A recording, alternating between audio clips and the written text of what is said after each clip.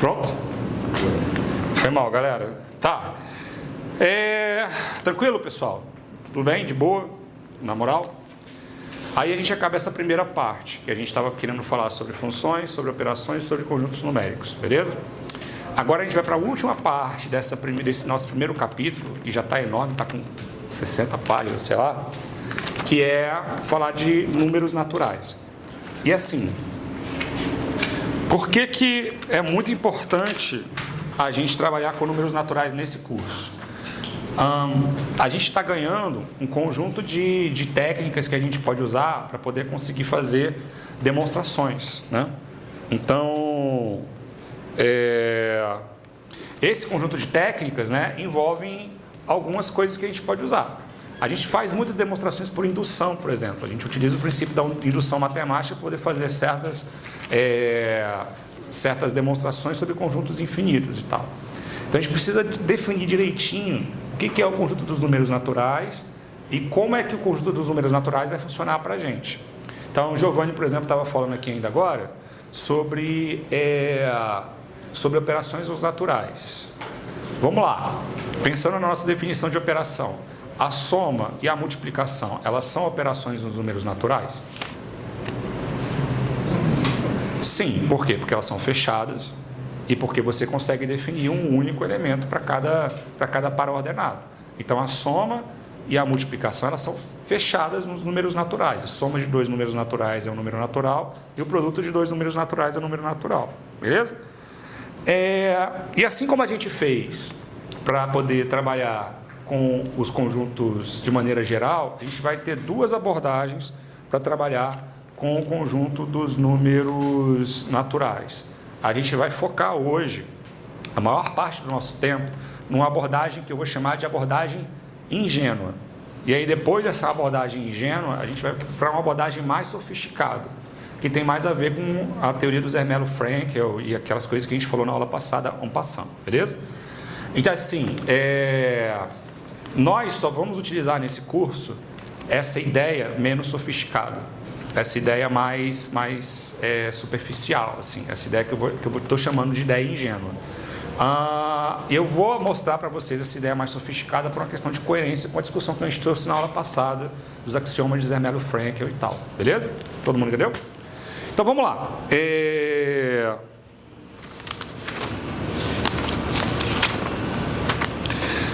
A gente vai definir o conjunto dos números naturais. Mentira, a gente não vai definir o conjunto dos números naturais. A gente vai continuar mantendo aquela definição dos números naturais que a gente utilizou lá na aula passada, que era escrever os naturais 0, 1, 2, 3, até mais infinito. A gente não vai fazer uma definição formal agora.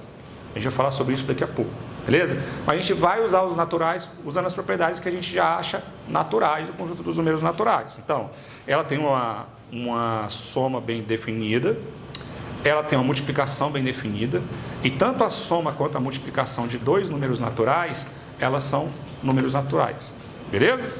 E aí a gente tem dois princípios que são importantíssimos, fundamentais, e que, de certa forma, esses dois princípios definem o conjunto dos números naturais. A gente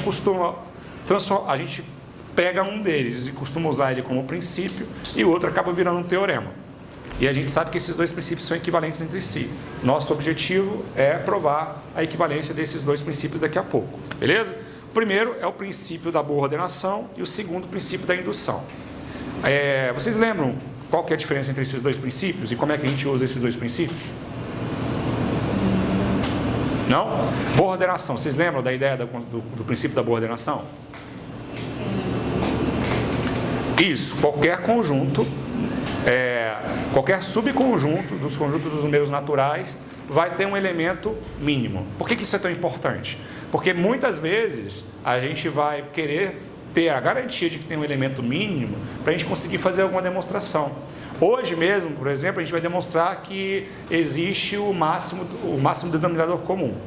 Para existir o máximo denominador comum e a gente conseguir demonstrar que isso é verdade, a gente vai definir um conjunto com certas qualidades, a gente vai construir um conjunto com certas qualidades.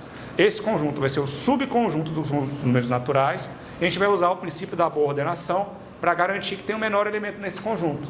e esse menor elemento nesse conjunto vai ser justamente o MDC. Beleza? Que foi o motivo de que o MMC estava embaixo da escada. Brincadeira.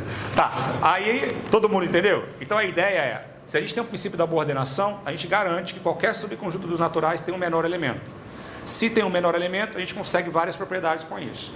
O segundo, eu vou admitir para vocês que eu demorei muito tempo para poder entender, porque para mim não fazia nenhum sentido, que é o princípio da indução matemática.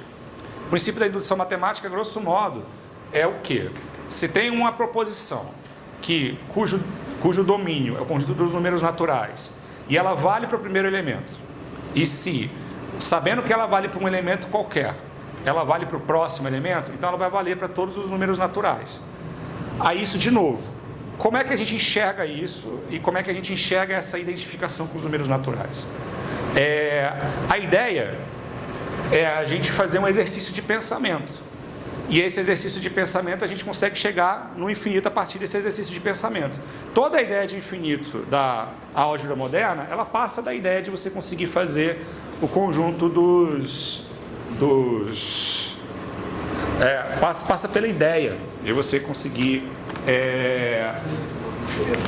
fazer essa indução infinita. Então, grosso modo, você pensa assim, pelo menos eu penso o princípio da indução matemática da seguinte maneira: suponha que eu tenho uma propriedade que eu quero que seja válida, e aí eu preciso que ela seja válida para todos os naturais. Então, se ela não é válida para algum natural, né, em algum momento ela vai deixar de ser válida. A ideia do princípio da indução é que eu vou provando que ela vai ser verdadeira até passar desse número. Ou seja, qualquer número que eu consiga pensar na minha cabeça, esse processo de fazer de 1 em 1, uma hora vai passar desse número. Então eu não posso ter uma afirmação falsa. Beleza? Então a gente na álgebra, a gente usa as ferramentas da lógica formal e a gente usa essas construções para a gente conseguir fazer as nossas demonstrações. Então demonstrações que envolvem números inteiros, demonstrações que envolvem números naturais, muitas vezes elas envolvem o princípio da indução ou o princípio da boa ordenação. Beleza? E eles são equivalentes. Assim como a gente falou na semana passada, que o axioma da escolha é equivalente ao Banach-Tarski, que é aquele negócio de você conseguir fazer duas esferas com uma esfera só, o princípio da boa ordenação ele é equivalente ao princípio da indução. Então, se um vale, o outro vale, a gente sempre usa um dos dois como axioma e a gente deixa o outro como demonstração. Beleza? Então, no nosso curso, a gente vai supor que o princípio da boa ordenação está chovendo. Como é que é?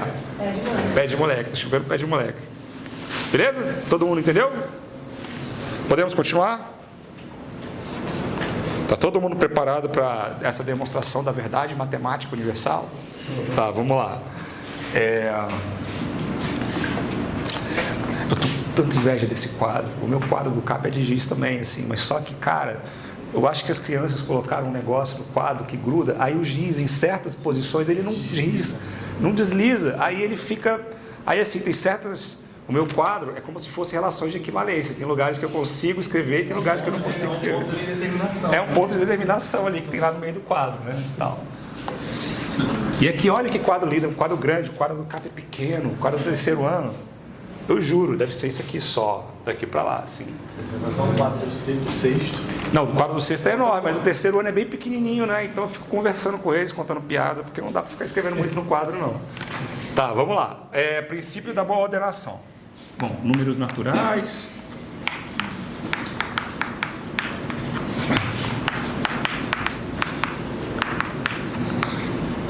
A briga agora dessa semana é porque subiu o apagador.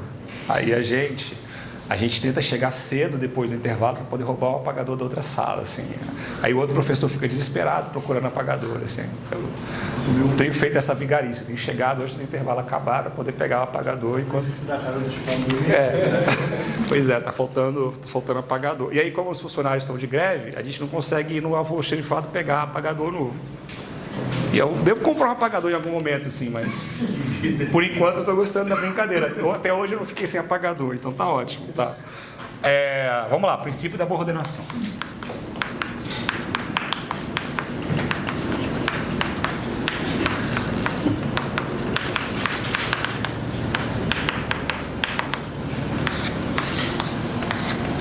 É super simples. Todo subconjunto A contido em N possui o menor elemento. Todo subconjunto. Tem uma coisa importantíssima, né? Não pode ser vazio. Isso aí. Porque se for vazio, isso é uma coisa que a gente vai falar sobre isso hoje, tá? Todo subconjunto não vazio A contido em N possui um menor elemento. Aí eu queria, antes de continuar, perguntar uma coisa sobre a religião de vocês. A religião de vocês, o zero é natural ou não é natural? Natural. Para todos vocês ele é natural? Ninguém duvida? É um dogma de fé para todos vocês? Tá bom, então. Que para mim, na minha igreja, o zero não era natural, não. Aí eu vim para cá e ele passou a ser natural, porque todo mundo considera ele natural. Tá, nesse nosso curso a gente vai considerar o zero natural também, tá? Então o nosso princípio da indução vai começar com zero, beleza? Fala. Muda alguma coisa no resto se considerar que não é? Não, tem cursos de análise, por exemplo, que consideram o 1 natural, o 1 como o primeiro elemento, tá?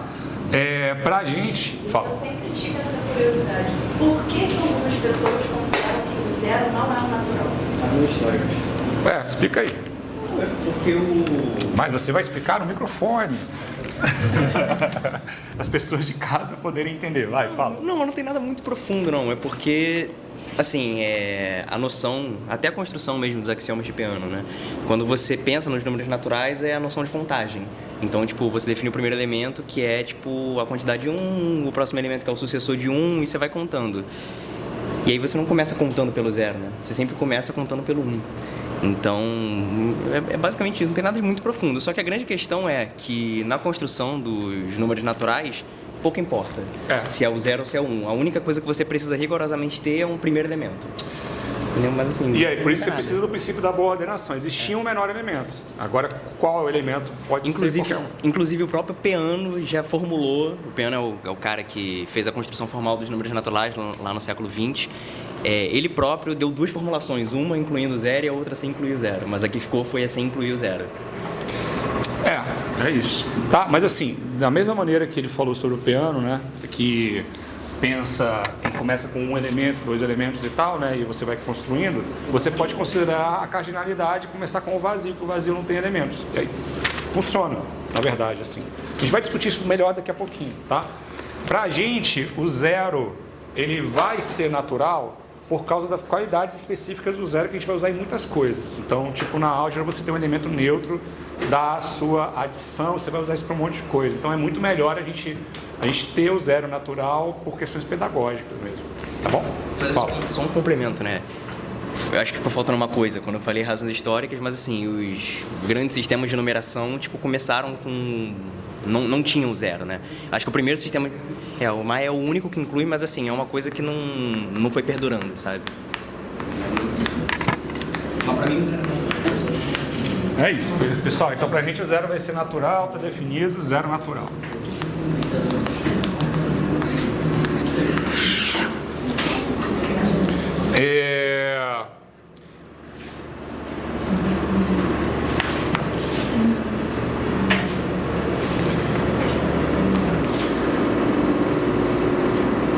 Tá, eu vou escrever primeiro e depois eu vou comentar isso. Espera aí, tá? Seja P de N uma proposição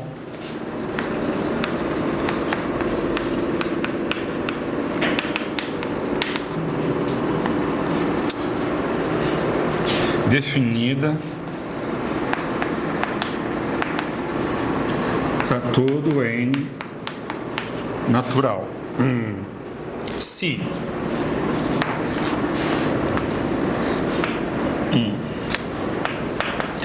P de 0 é verdadeira e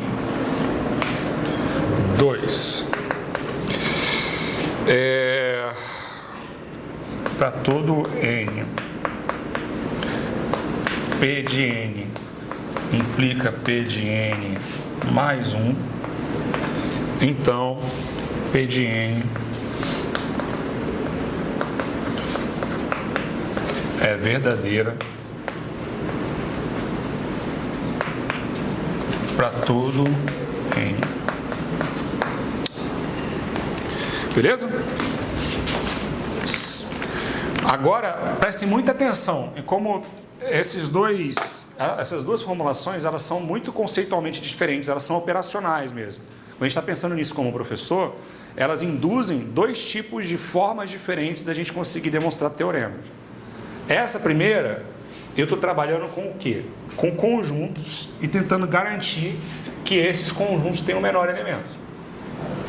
Então, eu vou usar numa demonstração o princípio da boa ordenação quando eu estou querendo trabalhar com elementos dos conjuntos e garantir que os conjuntos têm certas qualidades. Essa daqui tem a ver com afirmações que eu uso o conjunto dos números naturais como meu domínio da minha afirmação. Então, operacionalmente, usar o princípio da boa ordenação é diferente de usar o princípio da inclusão. Beleza? Todo mundo entendeu? Da indução. Tá? Todo mundo entendeu? Porque a inclusão a gente tem que ser sempre inclusivo. Inclusive em certas situações. Tá? Todo mundo entendeu? Tá bom. Aí é que tá. Vamos demonstrar que os dois são equivalentes entre si?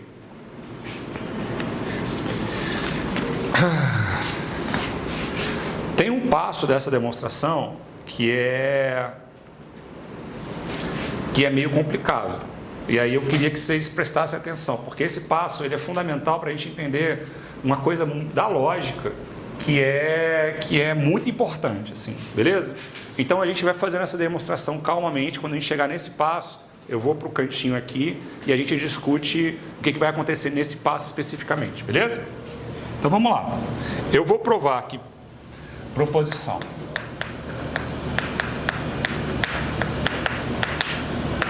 O princípio da boa ordenação, ele é equivalente ao princípio da inclusão. Beleza?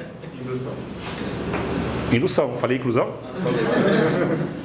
Tá, então a partir de agora vai ser inclusão para sempre. A gente vai mudar. Tá, então o princípio da indução, beleza? Como é uma equivalência, tem que provar os dois lados. Vou provar um lado e depois vou provar o outro lado. Então vou provar primeiro a ida, tá? O que é provar a ida? Provar que se o princípio da boa ordenação vale, o princípio da inclusão vai valer. Beleza? Então, primeiro a ida. Tá. Se o princípio da boa ordenação vale, seja P de N. Então, ó, eu estou supondo que a boa ordenação vale. Eu preciso provar que qualquer proposição que eu possa definir no conjunto dos números naturais, ela vai ser válida para todo N. Beleza? Todo mundo entendeu? Então, para isso, eu preciso definir uma proposição qualquer, uma proposição geral. Assim como na demonstração a gente pega, seja A pertencente a A, a gente está pegando um elemento genérico. Então, eu vou pegar uma afirmação genérica que está definida no conjunto dos números naturais. Então, seja P de N uma proposição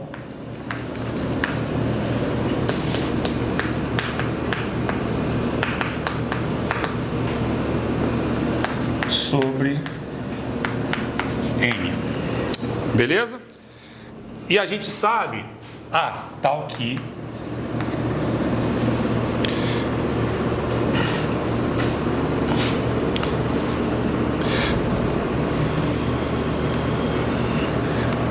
isso é hipótese, né? Isso é hipótese do meu princípio da indução. Precisa que P de 0 tem que ser verdadeira e P de N implica P de N mais 1. Eu preciso dessas duas hipóteses. Eu preciso provar que ela é verdadeira para todo N. Beleza? Então, para todo N, a gente tem que P de N implica em P de N mais 1. Isso daqui é um argumento lógico. Sempre que a proposição P de N for verdadeira, eu estou supondo por hipótese que P de N mais 1 vai ser verdadeiro. Tranquilo? E aí eu tenho que provar que isso vai valer para todo N. Eu tenho duas hipóteses. Faltou dizer isso aqui, ó. E P de 0 é verdadeira. Senão isso aqui não vale, tá? Tranquilo? Agora vamos provar que ela vai valer para todo N. Tá. Aí, como é que a gente vai provar? Aí a gente vai tentar chegar numa contradição. Beleza? Eu vou pegar um conjunto, que é o conjunto onde ela é falsa, e vou provar que esse conjunto só pode ser vazio. Ou chegar numa contradição. Beleza? Tranquilo? Então vamos lá. Então vou definir esse conjunto, eu vou construir esse conjunto. Considere. Ulisses, Oi, fala. tu tá com inclusão há quanto tempo na cabeça? Cara, que tá falando inclusão ainda. Tá aí. Tá escrito lá. Tá, foi mal. Tô pensando nesses meus alunos, mas tá, beleza. Jesus do céu, eu coloquei no livro errado. Tá bom. Tá. Como é que ele escreveu? Ele se foi embora, hein? Pois é. Tá, vamos lá. Vamos ver se a gente consegue terminar antes de dar o tempo do negócio. Ó. Seja, então, esse conjunto C, ó, eu vou definir esse conjunto C, o conjunto dos naturais, tal que P de N é falsa. Beleza? Eu quero pegar eu quero construir esse conjunto. Então eu estou construindo conjuntos. Se eu estou construindo conjuntos, eu vou usar o quê? O princípio da boa ordenação de alguma maneira. Então, ou eu estou construindo conjuntos ou eu estou construindo proposições. Então, eu acabei de construir um conjunto. Então, a ideia dessa nossa demonstração é usar o princípio da boa ordenação de alguma maneira. Tranquilo? Então, vamos lá. Bom, aí a gente já definiu esse conjunto. Vocês concordam que se C é vazio, não tem que demonstrar nada? Se C é vazio, então ela vale para todo N, então acabou o horário, a gente já pode trocar o disco do Novos Baianos por outro, beleza? Então, beleza. Então, se C é igual a vazio, não há o que provar.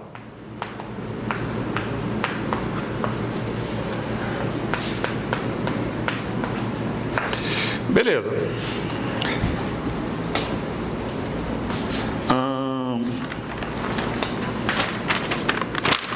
Então, se A é vazio, não tenho o que provar.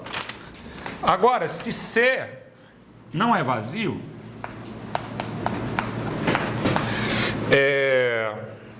então, seja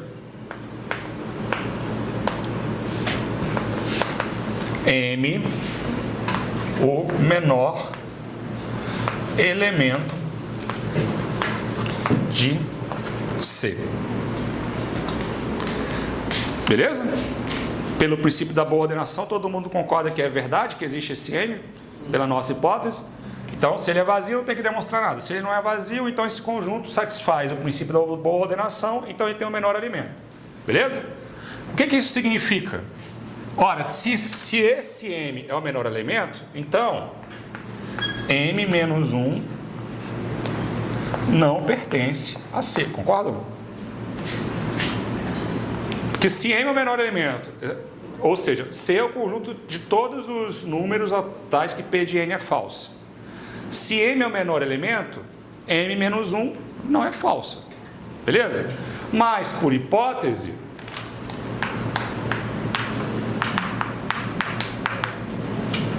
né? Bom, se o N ele não está, se esse M menos 1 não está aqui, por hipótese, a gente está supondo que P de M menos 1 implica em P de M. Por quê? M menos 1 não está no C. Então isso aqui, ó, vai valer. Beleza? Ora, isso aqui é uma contradição, né? Porque a gente supôs que o M ele era um elemento desse conjunto, que é onde elas são falsas. Então não existe M. Isso significa, então, que C é vazio. E isso significa que P de N é válida para todo N pertencente a N. Beleza? Está quase acabando o tempo dessa gravação, mas vocês entenderam a construção? Ó, eu supus uma afirmação, eu quero provar que essa afirmação vale para todo N. Eu construí um conjunto, que é o conjunto onde ela é falsa, peguei o princípio da boa ordenação, achei o menor elemento desse conjunto, se ele não é vazio, esse menor esse menor elemento existe e cheguei numa contradição. Então, a ida do teorema já está feita, beleza? Agora vamos pausar porque não vai dar tempo de fazer a volta.